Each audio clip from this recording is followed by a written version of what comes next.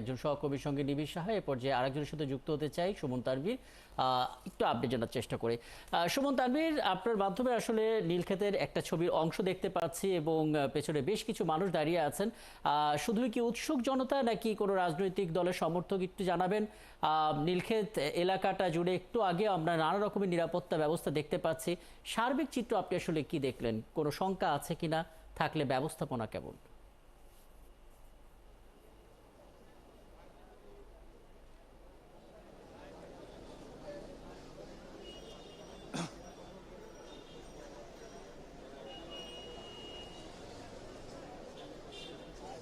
দেখেন, ঢাকা বিশ্ববিদ্যালয়ের কেন্দ্রীয় সংসদ নির্বাচন, যে নির্বাচনে আসলে প্রতিদ্বন্দ্বিতা করে যারা আসলে নির্বাচিত হবেন, তারা কিন্তু ঢাকা বিশ্ববিদ্যালয়ের শিক্ষার্থীদের স্বার্থ সংশ্লিষ্ট যে বিষয়গুলো সেইগুলোই শুধু দেখভাল করবেন। এবং এই নির্বাচন ঘিরে এই যে আমার চারপাশে যে মানুষগুলো দেখছেন এবং এই বিশ্ববিদ্যালয়ের যে গেটগুলো আছে সেখানেও অনেক মানুষ জড়ো হয়েছে। আসলে তাদের স্বার্থের জায়গা কোনগুলো সেটা নিশ্চয়ই আমরা তাদের কাছ থেকেই শুনতে পাবো। একটু বলবেন, রাত অনেক হয়েছে, আমরা আমাদের কর্মের তাগিদে এখানে আছি, পুলিশের কর্মের তাগিদে আছে, আপনারা কোন তাগিদে এখানে আছেন?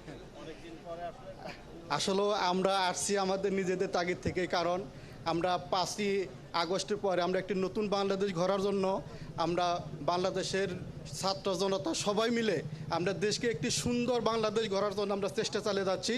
আর সেই সুবাদেই ডাকসু নির্বাচন আমরা তারই একটা অংশ। আর আমরা কি দেখতে পেলাম যে সেই নির্বাচন নিয়ে প্রশাসন এবং বাংলাদেশের যাদেরকে আমরা আগামীতে ক্ষমতার আসার জন্য পাগল হয়ে আছে সেই শ্রেণীগুলো তারা যৌথভাবে এই নির্বাচনটাকে তাদের নিজেদের পক্ষে নেওয়ার জন্য তারা তাল বাহানা শুরু করছে। কিন্তু আমরা তো সেটা হতে দিতে পারি না, কারণ আমরা একটি সুন্দর নির্বাচন আমাদের দেশের জনগণকে উপহার দেওয়ার জন্য মূলত আমরা আন্দোলন করেছি, সংগ্রাম করেছি, রক্ত দিয়েছি। আপনি কত দূর থেকে এসেছেন?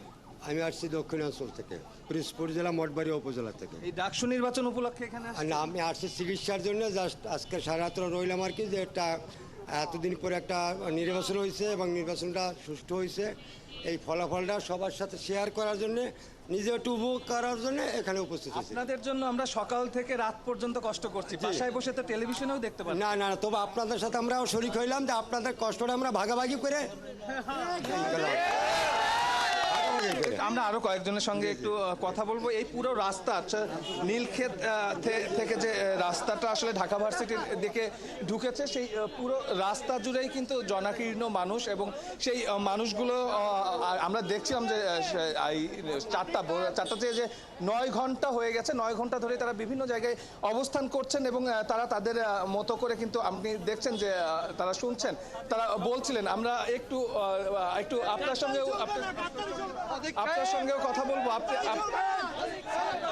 কিসের গাদ্দারি, কিসের গাদ্দারি? হ্যাঁ, মানে ওনারা কি গাদ্দারি? যে কোনো একটা চাচ্ছে, দেওয়া হবে না একটাও। কি চাচ্ছে একটু যদি পরিষ্কার করতেন, কে কি চাচ্ছে, আপনারা কি চাচ্ছেন? আপনারা বুঝতে পারবেন কিছুক্ষণ পরে বুঝতে পারবেন। ভাই বলবেন, এত রাতে আপনারা সবাই এখানে আছেন, আমরা ফলাফলের অপেক্ষায় আছি, ফলাফল তো দিচ্ছে না। ফলাফল আপনারা কি প্রত্যাশা করছেন?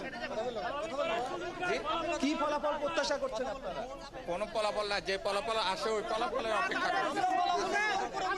আপনারা কত দূর থেকে, আপনি কত দূর থেকে এসেছেন ভাইয়া? আমার বাসা পাশেই আছে। 9 ঘন্টা দাঁড়িয়ে আছি ভাইয়া, 9 ঘন্টা। কিসের জন্য দাঁড়িয়ে আছেন? শুধু আমরা এখানে দাঁড়িয়ে আছি, আমরা শুধু এখানে হাজার হাজার লোক দাঁড়িয়ে আছে শুধু সাদিক কায়েমের জন্য। ঠিক আছে, এই ফলাফল নিয়ে নো নেগোসিয়েশন। যদি সাদিক ভাই না যেতে সেক্ষেত্রে কি? সাদিক ভাই না, সাদিক ভাই জিতবে। আমরা সাদিক ভাইকে না, ঢাকা বিশ্ববিদ্যালয়ের ছাত্রছাত্রীরা যাকে ম্যান্ডেট দিয়েছে, যারা ভোট দিয়েছে যেই সমস্ত প্যানেলকে, তারাই বিজয়ী হবে, কোনো সাদিক কায়েম না। তো সেটা তো